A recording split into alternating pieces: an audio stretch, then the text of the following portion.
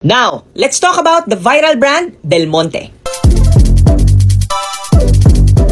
Araw-araw makakakita tayo ng kumpanya na kagaya magmahal ng Del Monte.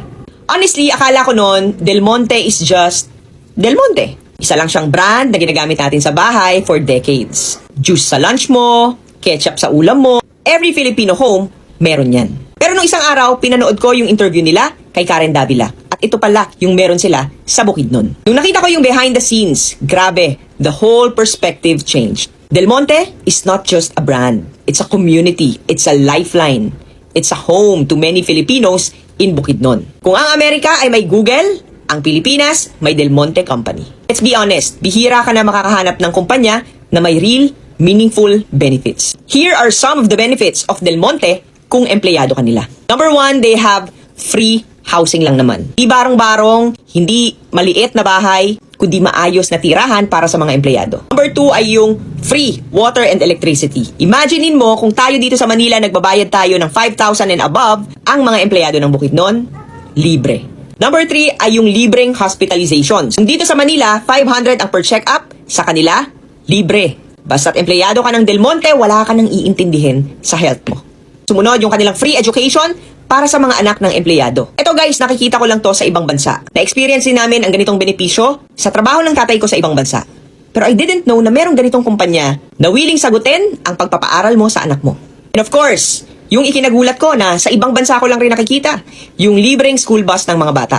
Hatid sundo, safe, mabilis, bilang magulang, wala ka nang iintindihin. Meron silang tinatawag doon na Camp Phillips. Meron tong park, may co-op at may mga spaces para sa pamilya. This isn't just benefits na nasa papel lang.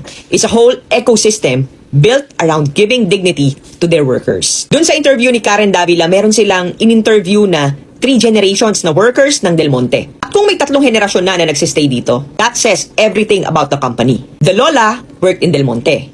Yung nanay, nag-work din sa Del Monte. At yung anak, kahit na lumuwas na siya ng Manila, bumalik pa rin siya doon to work for Del Monte. It's a culture na generations after generations will apply and work for Del Monte. Of course, the longer you stay, the higher you go.